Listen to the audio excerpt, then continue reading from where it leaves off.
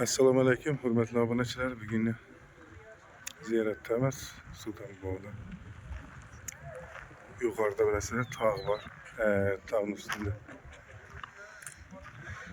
Sultonbog' o'qigan yeri bor.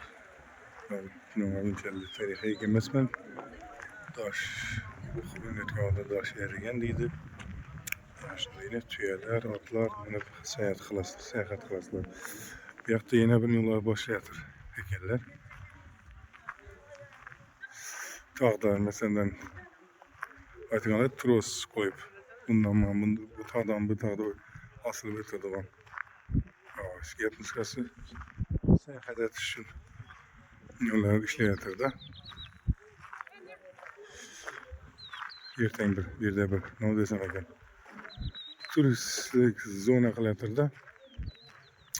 Hozir yandan bak ko'rsataman. Atlarımız 3, 6, 9, 10, 11 at var ekan bir tuya. 11 emas ekan, 12 at ekan. Atlar ana sonra doğum paçok su geledikken şurada su var ekanlar.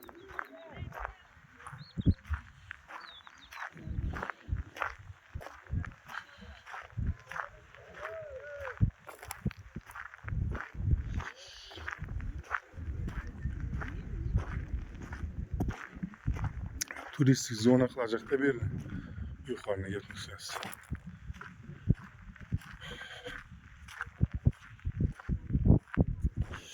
Az göresiniz. Bu ben onu gördüm de, lakin vadi taraflarda, dağlarda vardı bu. Seyahat kıladı bu. Ballar tayip çıkıyordu da bir de. Şimdi neyse.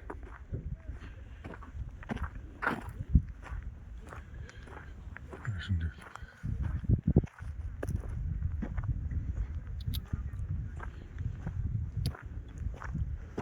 Sizlere göstereyim.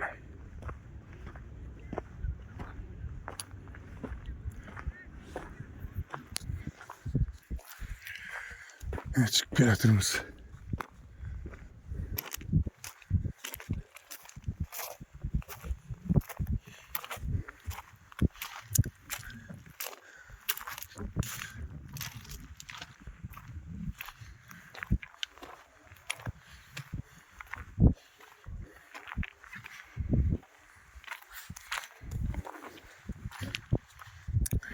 Geldik. Bir de köfületlere baranda görgen ben de Kaykal'dan işleyatırda bir. Bu da kalacak Özbekistan'da. Karakalpakistan'da. Yine birden Darüşşü'de balonçuk oladı.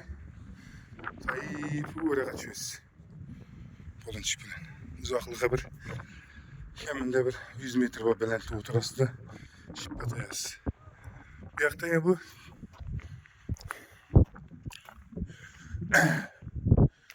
Bir yakta yine bu. Bir de tros oladı. Arka tağdan bergi tağa tros ötesi sayahat edip aylanıp. Yap nuskası bir huda kalası zor. Benimce bir işlegen ideya bilen işler başlayan. Arka oranda yana bir nu var. Şuna menesiz lisansı var. Onu tros bilen kaç şişesiz. Şimdi. Ama şunlar dostlar.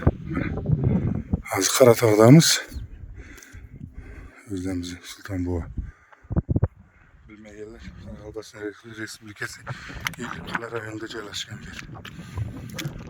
Mana shunday sayohat qilamiz, xudo xolasa.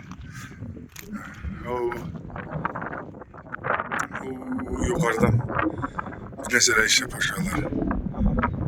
Yuqoridan quyosh panelleri qo'yib, qora uylar qurilgan. Nimadir bir narsa boshlayapti bu yerda.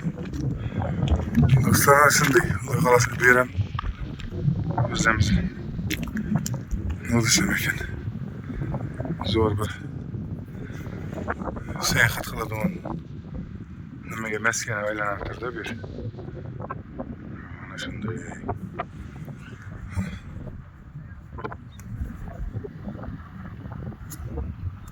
Dağa çıkıp seyahat kılıp aylanayım. Atlar da aylanasız başka. Bu da kalasa zor buladı bir.